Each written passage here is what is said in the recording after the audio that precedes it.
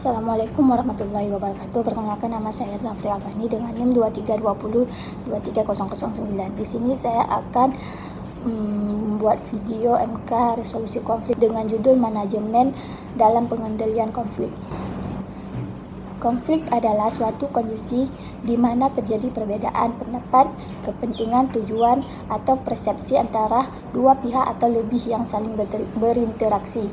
Dalam organisasi, konflik dapat terjadi antar individu, antar kelompok, maupun antara karyawan dan manajemen. Menurut Stephen P. Robbins 2001, konflik adalah suatu proses yang dimulai ketika satu pihak merasakan bahwa pihak lain telah mempengaruhi secara negatif sesuatu yang menjadi kepentingannya. Selanjutnya, jenis-jenis konflik. Konflik dapat diklarifikasikan dalam berbagai bentuk dalam konteks organisasi maupun masyarakat. Beberapa jenis konflik yang umum terjadi yaitu konflik interpersonal.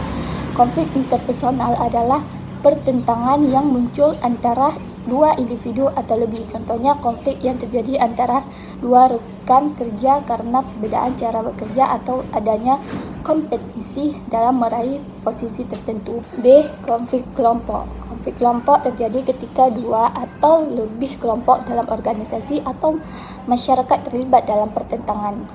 C. Ada konflik organisasi. Konflik organisasi mencakup konflik yang terjadi dalam struktur organisasi secara luas, baik secara vertikal maupun horizontal. Selanjutnya ada proses manajemen pengendalian konflik. Pengendalian konflik merupakan proses penting dalam menjaga stabilitas hubungan antara individu maupun kelompok, baik dalam organisasi maupun masyarakat. Proses ini dilakukan secara sistematis agar konflik tidak berkembang menjadi pertentangan destruktif yang dapat menghambat kinerja atau merusak struktur sosial. Pengendalian konflik dilakukan agar konflik tidak berkembang menjadi merusak. Prosesnya terdiri dari 4 tahap utama. Yang pertama, identifikasi konflik, yaitu mengenali tanda-tanda awal konflik serta pihak dan kepentingan yang terlibat. Yang kedua, analisis penyebab konflik, yaitu menelusuri akar masalah seperti komunikasi yang buruk, perbedaan kepentingan, struktur organisasi, atau faktor emosional.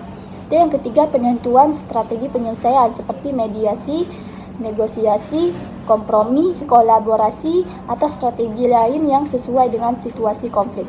Dan yang keempat, implementasi dan tindak lanjut, yaitu menjalankan kesepakatan, memantau pelaksanaan, dan mengevaluasi agar konflik tidak terulang serta hubungan tetap terjaga. Selanjutnya ada strategi manajemen pengendalian konflik, yaitu bertujuan tidak hanya menyelesaikan konflik yang terjadi, tapi juga mencegah konflik di masa depan dengan menciptakan lingkungan yang kondusif. Strategi utama yang digunakan meliputi yang pertama, komunikasi efektif, yaitu menyampaikan informasi yang jelas, terbuka, netral, dan disertai kemampuan mendengar secara aktif, sehingga konflik akibat kesalahpahaman dapat dicegah. Yang kedua, mediasi, yaitu melibatkan pihak ketiga yang netral untuk membantu pihak yang berkonflik mencapai kesepahaman dan meredakan ketegangan. Yang ketiga, negosiasi, yaitu proses tawar-menawar untuk mencapai solusi yang saling menguntungkan melalui kesepakatan bersama. Yang keempat, kolaborasi, yaitu kerjasama antara pihak untuk mencari solusi terbaik yang memenuhi kepentingan semua pihak serta memperkuat hubungan jangka panjang. Yang kelima, pengambilan keputusan bersama, yaitu menyelesaikan konflik melalui musyawarah yang melibatkan semua pihak agar keputusan diterima secara luas dan memperkuat solidaritas.